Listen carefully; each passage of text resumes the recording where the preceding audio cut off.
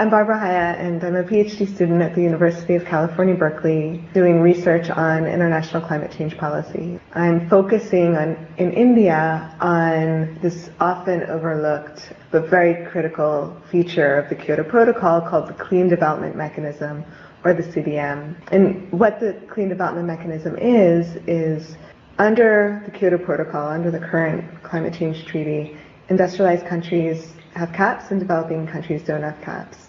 The idea is that industrialized countries could invest in projects in developing countries that reduce emissions and use the emission reduction credits towards their own targets. The idea is that since greenhouse gases are well mixed in the atmosphere, it doesn't matter where they come from. So if it's cheaper to reduce emissions in India or in China, why should industrialized countries not be able to avail of those cheap reductions?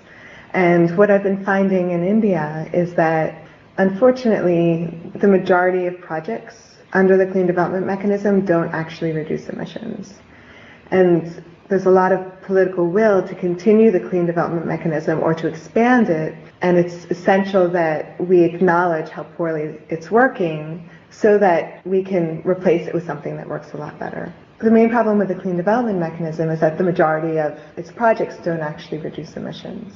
The idea of the CDM is that it enables projects to go forward in developing countries that would not have gone forward anyway. So the extra income from the CDM, from carbon credit sales, enables a project to go forward. And the reason why this is important is that any project that would have gone forward anyway isn't reducing emissions.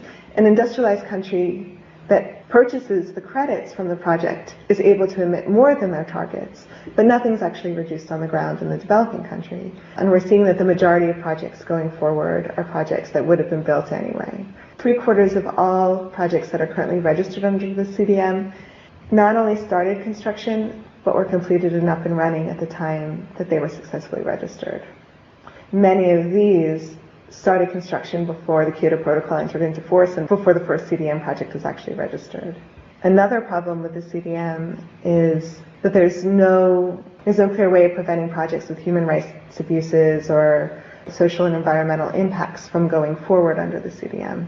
And we're seeing some projects with pretty severe impacts and abuses of communities that are affected by the projects. 25% of all CDM projects are hydro projects. Many of these are large hydro projects, and around 60% of these hydro projects are in China. China is the world's most prolific dam builder, planning to build 10 to 12 gigawatts a year in the next 10 years or so, and around 1/3 of those projects are currently in the CDM pipeline. Large hydro is a technology that's been around for a very long time and a technology that has a lot of entrenched interests already. It's often built when it's not the cheapest option because it's preferred as a large project involving players that might have political power.